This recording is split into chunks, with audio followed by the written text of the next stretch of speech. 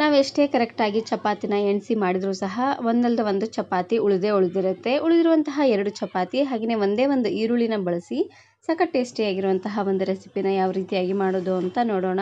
ಇದನ್ನು ಮಾಡಲಿಕ್ಕೆ ನಾನಿಲ್ಲಿ ಉಳಿದಿರುವಂತಹ 3 ಚಪಾತಿ ಹಾಗೆಯೇ ಇದ್ರ ಜೊತೆಗೆ ನಾನಿಲ್ಲಿ ಒಂದು ಮೀಡಿಯಂ ಸೈಜಿನ ಈರುಳ್ಳಿನ ತಗೊಂಡಿದ್ದೀನಿ. ಇವೆರಡು ಪದಾರ್ಥ ಇದ್ದರೆ ಸಾಕು, ಸಖತ್ ಟೇಸ್ಟಿಯಾಗಿರುವಂತಹ ಒಂದು ಈವ್ನಿಂಗ್ ಸ್ನ್ಯಾಕ್ಸ್ ರೆಡಿ ಮಾಡ್ಕೊಳ್ಬೋದು. ಹಾಗಾದರೆ ಬನ್ನಿ ತಡ ಮಾಡದೆ ರೆಸಿಪಿನ ಶುರು ಮಾಡೋಣ. ಇದನ್ನು ಮಾಡಲಿಕ್ಕೆ ಮೊದಲು ನಾನಿಲ್ಲಿ ಒಂದು ಪ್ಯಾನ್ಗೆ 3 ರಿಂದ 4 ಚಮಚ ಆಗುವಷ್ಟು ಎಣ್ಣೆನ ಹಾಕ್ಕೊಳ್ತಾ ಇದ್ದೀನಿ. ಸಣ್ಣ ಚಮಚೆಯಲ್ಲಿ 3 ಅಥವಾ 4 ಚಮಚ ಆಗುವಷ್ಟು ಎಣ್ಣೆನ ಹಾಕ್ಕೊಂಡ್ರೆ ಸಾಕಾಗುತ್ತೆ. ಎಣ್ಣೆ ಸ್ವಲ್ಪ ಬಿಸಿ ಆಗಲಿ. ಎಣ್ಣೆ ಸ್ವಲ್ಪ ಬಿಸಿ ಆದಮೇಲೆ ಇದಕ್ಕೆ ಹಾಕ್ಕೊಳ್ಳಿಕ್ಕೆ ಅಂತ ನಾನಿಲ್ಲಿ ಸ್ವಲ್ಪ ತರಕಾರಿಗಳನ್ನು ತಗೊಂಡಿದ್ದೀನಿ. ಸ್ವಲ್ಪ ಕ್ಯಾಬೇಜು ಹಾಗೆಯೇ ಕ್ಯಾಪ್ಸಿಕಮ್ಮು, ಒಂದು ಮೀಡಿಯಂ ಸೈಜಿನ ಈರುಳ್ಳಿನ ಈ ರೀತಿಯಾಗಿ ಸಣ್ಣದಾಗಿ ಉದ್ದವಾಗಿ ಕಟ್ ಮಾಡಿ ಹಾಕ್ಕೊಳ್ತಾ ಇದ್ದೀನಿ. ಎಲ್ಲ ತರಕಾರಿನೂ ಸ್ವಲ್ಪ ಈ ರೀತಿಯಾಗಿ ಉದ್ದವಾಗಿ ಕಟ್ ಮಾಡಿ ಹಾಕ್ಕೊಳ್ಳಿ, ನೋಡೋದಕ್ಕೂ ತುಂಬಾ ಚೆನ್ನಾಗಿರುತ್ತೆ. ಹಾಗಾಗಿ ಇವಾಗ ಇವು 3 ಪದಾರ್ಥನೂ ಊರಿನ ಪೂರ್ತಿಯಾಗಿ ಲೋ ಫ್ಲೇಮ್ನಲ್ಲೇ ಇಟ್ಟು ಸ್ವಲ್ಪ ಸಾಫ್ಟ್ ಆಗೋವರೆಗೂ ಬೇಯಿಸ್ಕೊಂಡ್ರೆ ಸಾಕಾಗುತ್ತೆ. ಪೂರ್ತಿ ಸಾಫ್ಟ್ ಆಗೋದೇನೋ ಬೇಡ, ಸ್ವಲ್ಪ ಕ್ರಂಚಿ ಆಗಿದ್ರೆ ಚೆನ್ನಾಗಿರುತ್ತೆ. ತರಕಾರಿ ಎಲ್ಲ ಸ್ವಲ್ಪ ಸಾಫ್ಟಾಗಿ ಬೇಯಲಿ. ಅಷ್ಟರಲ್ಲಿ ನಾನಿವಾಗ ಚಪಾತಿನ ಕಟ್ ಮಾಡ್ಕೊಳ್ತಾ ಇದ್ದೀನಿ. ನಾನಿಲ್ಲಿ ಉಳಿದಿರುವಂತಹ ಚಪಾತಿನ ಈ ರೀತಿಯಾಗಿ ರೋಲ್ ಮಾಡಿ ಸ್ವಲ್ಪ ತೆಳ್ಳದಾಗಿ ಕಟ್ ಮಾಡ್ಕೊಳ್ತಾ ಇದ್ದೀನಿ. ನೋಡಿ, ಈ ರೀತಿಯಾಗಿ ನೋಡ್ತಾ ಇದ್ದೀರಲ್ವಾ, ಇದೇ ರೀತಿಯಾಗಿ ಉಳಿದಿರುವಂತಹ ಎಲ್ಲ ಚಪಾತಿನೂ ಕಟ್ ಮಾಡ್ಕೊಂಡು ತಗೊಳ್ಬೇಕು. ಒಂದೊಂದೇ ಆದರೂ ಸುತ್ತಿ ಕಟ್ ಮಾಡ್ಕೊಳ್ಳಿ, ಇಲ್ಲಾಂದರೆ ಒಟ್ಟಿಗೆ ಈ ರೀತಿಯಾಗಿ ಸುತ್ತಿ ಕಟ್ ಮಾಡ್ಕೊಳ್ಳಿ. ನಿಮ್ಗೆ ಯಾವ ರೀತಿಯಾಗಿ ಈಸಿ ಆಗುತ್ತೋ ಆ ರೀತಿಯಾಗಿ ಕಟ್ ಮಾಡ್ಕೊಳ್ಬೋದು. ಆದಷ್ಟು ಈ ರೀತಿಯಾಗಿ ಉದ್ದುದ್ದವಾಗಿರ್ಬೇಕು ನೋಡಿ, ಆ ರೀತಿಯಾಗಿ ಕಟ್ ಮಾಡ್ಕೊಳ್ಳಿ, ನೋಡೋದಕ್ಕೂ ತುಂಬಾ ಚೆನ್ನಾಗಿರುತ್ತೆ. ಹಾಗಾಗಿ ಚಪಾತಿ ಆದಷ್ಟು ಸಾಫ್ಟ್ ಆಗಿರಬೇಕು, ಸ್ವಲ್ಪ ರಫ್ ಆಗಿದ್ರೂ ಚೆನ್ನಾಗಿರೋದಿಲ್ಲ ನೋಡಿ. ಹಾಗಾಗಿ ಸ್ವಲ್ಪ ಸಾಫ್ಟ್ ಆಗಿರುವಂತಹ ಚಪಾತಿನೇ ತಗೊಳ್ಳಿ.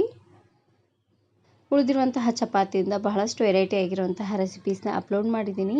ವಿಡಿಯೋ ನೋಡಿಲ್ಲ ಅಂದರೆ ಈ ವಿಡಿಯೋ ಕೊನೆಯಲ್ಲಿ ಹಾಕಿರ್ತೀನಿ, ನೋಡಿ ಚೆಕ್ ಮಾಡಿ. ನೋಡಿ, ಈ ರೀತಿಯಾಗಿ ಚಪಾತಿನ ಉದ್ದುದ್ದವಾಗಿ ಕಟ್ ಮಾಡಿ ತಗೊಂಡಿದ್ದೀನಿ. ನೋಡಿ, ಇಷ್ಟ ಆದರೆ ಸಾಕಾಗುತ್ತೆ. ಇವಾಗ ನೋಡ್ತಾ ಇರ್ಬೋದು, ತರಕಾರಿ ಎಲ್ಲ ಪೂರ್ತಿ ಸಾಫ್ಟಾಗಿ ಚೆನ್ನಾಗಿ ಬೆಂದಾಗಿದೆ, ನೋಡ್ತಾ ಇದ್ದೀರಲ್ವಾ.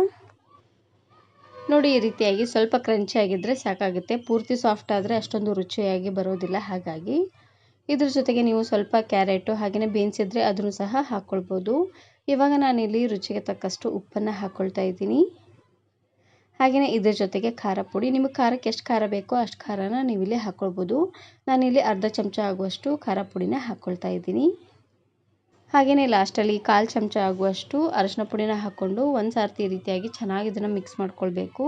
ಊರಿನ ಪೂರ್ತಿಯಾಗಿ ಲೋ ಫ್ಲೇಮ್ನಲ್ಲೇ ಇಟ್ಟು ಮಿಕ್ಸ್ ಮಾಡ್ಕೊಂಡು ತಗೊಳ್ಳಿ, ಇಲ್ಲಾಂದರೆ ಖಾರ ಪುಡಿ ಹಾಗೆಯೇ ಅರಶಿನ ಪುಡಿ ಎಲ್ಲ ಒತ್ತೋದಂಗೆ ಆಗಿಬಿಡುತ್ತೆ. ಹಾಗಾಗಿ ನೋಡಿ, ಈ ರೀತಿಯಾಗಿ ಚೆನ್ನಾಗಿ ಇದನ್ನು ಮಿಕ್ಸ್ ಮಾಡಿಕೊಂಡು ನಾವು ಇವಾಗ ತಾನೇ ಕಟ್ ಮಾಡಿರುವಂತಹ ಚಪಾತಿನ ಹಾಕ್ಕೊಳ್ತಾ ಇದ್ದೀನಿ. ಚಪಾತಿನ ಹಾಕ್ಕೊಂಡು ಚೆನ್ನಾಗಿ ಇದನ್ನು ಮಿಕ್ಸ್ ಮಾಡ್ಕೊಂಡು ತಗೊಳ್ಬೇಕು. ಇನ್ನೇನು ಸ್ಕೂಲು ರಜೆ ಬಿಟ್ಟಾಗಿದೆ, ಮನೇಲಿ ಮಕ್ಕಳಿದ್ರೆ ಅವಾಗವಾಗ ಏನಾದರೂ ತಿನ್ಲಿಕ್ಕೆ ಕೊಡಮ್ಮ ಅಂತ ಕೇಳ್ತಾರೆ. ಅಂಥ ಟೈಮಲ್ಲಿ ಈ ರೀತಿಯಾಗಿ ಡಿಫ್ರೆಂಟಾಗಿ ಮಾಡಿಕೊಡಿ, ಸಖತ್ ಟೇಸ್ಟಿ ಆಗಿರುತ್ತೆ. ಹಾಗೆಯೇ ಚಪಾತಿ ಕ್ಯಾಪ್ಸಿಕಮ್ಮು ತುಂಬಾ ಹೆಲ್ದಿ ಆಗಿರುವಂತಹ ರೆಸಿಪಿ ಅಂತಲೇ ಹೇಳ್ಬೋದು. ಲಾಸ್ಟಲ್ಲಿ ಇದಕ್ಕೇ 1 ಚಮಚ ಆಗುವಷ್ಟು ಗರಂ ಮಸಾಲಾನ ಹಾಕ್ಕೊಳ್ತಾ ಇದ್ದೀನಿ. ಒಂದೇ ಒಂದು ಮಸಾಲೆ ಹಾಕ್ಕೊಂಡ್ರೆ ಸಾಕಾಗುತ್ತೆ, ಯಾಕಂದರೆ ತುಂಬಾ ಬಿಸಿಲು ನೋಡಿ. ಹಾಗಾಗಿ ಮಸಾಲೆ ಪದಾರ್ಥ ಅಷ್ಟೊಂದು ಒಳ್ಳೆಯದಲ್ಲ. ಇದ್ರ ಜೊತೆಗೆ ಲಾಸ್ಟಲ್ಲಿ 1 ಚಮಚ ಆಗುವಷ್ಟು ಸೋಯಾ ಸಾಸು ಹಾಗೆಯೇ 1 ಚಮಚ ಆಗುವಷ್ಟು ಟೊಮೆಟೊ ಕೆಚಪ್ಪನ್ನು ಹಾಕ್ಕೊಳ್ತಾ ಇದ್ದೀನಿ. ಇವೆರಡನ್ನೂ ಈ ರೀತಿಯಾಗಿ ಮೇಲ್ಗಡೆನೇ ಹಾಕ್ಕೊಳ್ಬೇಕು. ಮೊದಲೇ ಹಾಕ್ಬಿಟ್ರೆ ಅಷ್ಟೊಂದು ಕಲರ್ ಬರೋದಿಲ್ಲ. ಹಾಗಾಗಿ ಈ ರೀತಿಯಾಗಿ ಚಪಾತಿನ ಹಾಕ್ಕೊಂಡಾದ್ಮೇಲೆ ಸಾಸ್ಗಳನ್ನು ಹಾಕ್ಕೊಳ್ಳಿ, ಕಲರ್ ತುಂಬಾ ಚೆನ್ನಾಗಿ ಬರುತ್ತೆ. ಟೊಮೆಟೊ ಕೆಚಪ್ಪು ಹಾಗೆಯೇ ಸೋಯಾ ಸಾಸು ಇವೆರಡನ್ನು ಹಾಕ್ಕೊಂಡು ಒಂದು ಸಾರ್ತಿ ಚೆನ್ನಾಗಿ ಇದನ್ನು ಈ ರೀತಿಯಾಗಿ ಮಿಕ್ಸ್ ಮಾಡ್ಕೊಂಡು ತಗೊಳ್ಳಿ. ಸ್ವಲ್ಪ ಊರಿನ ಪೂರ್ತಿಯಾಗಿ ಲೋ ಫ್ಲೇಮ್ನಲ್ಲೇ ಇಟ್ಟು ಮಿಕ್ಸ್ ಮಾಡ್ಕೊಳ್ಳಿ, ಚೆನ್ನಾಗಿರುತ್ತೆ. ನಿಮಗೆ ಬೇಕು ಅಂದರೆ ಚಪಾತಿನ ಸ್ವಲ್ಪ ಲೈಟಾಗಿ ಫ್ರೈ ಮಾಡಿ ಸಹ ಹಾಕ್ಕೊಳ್ಬೋದು. ನಾನಿಲ್ಲಿ ಇದೇ ರೀತಿಯಾಗಿ ಮಾಡಿ ತೋರಿಸ್ತಾ ಇದ್ದೀನಿ. ಇದು ಕೂಡ ತುಂಬಾ ಚೆನ್ನಾಗಿರುತ್ತೆ.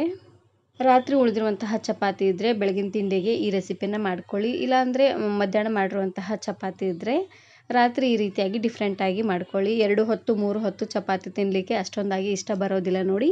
ಅಂಥ ಟೈಮಲ್ಲಿ ಈ ರೆಸಿಪಿನ ಮಾಡ್ಕೊಳ್ಳಿ, ಸಖತ್ ಟೇಸ್ಟಿಯಾಗಿರುತ್ತೆ ಅಂತಲೇ ಹೇಳ್ಬೋದು. ಈ ವಿಡಿಯೋ ಇಷ್ಟ ಆದರೆ ಈಗಲೇ ಒಂದು ಲೈಕ್ ಬಟನನ್ನು ಕ್ಲಿಕ್ ಮಾಡಿ, ಫ್ರೆಂಡ್ಸ್ ಆ್ಯಂಡ್ ಫ್ಯಾಮಿಲಿ ಜೊತೆಗೆ ಶೇರ್ ಮಾಡಿ. ಹಾಗೆಯೇ ಮತ್ತಷ್ಟು ಹೊಸ ರೆಸಿಪಿಗಾಗಿ ವರ್ಣಿಕಾ ಅಡುಗೆ ಮನೆ ಯೂಟ್ಯೂಬ್ ಚಾನಲನ್ನು ಸಬ್ಸ್ಕ್ರೈಬ್ ಮಾಡ್ಕೊಳ್ಳಿ. Thank you. Thanks for watching.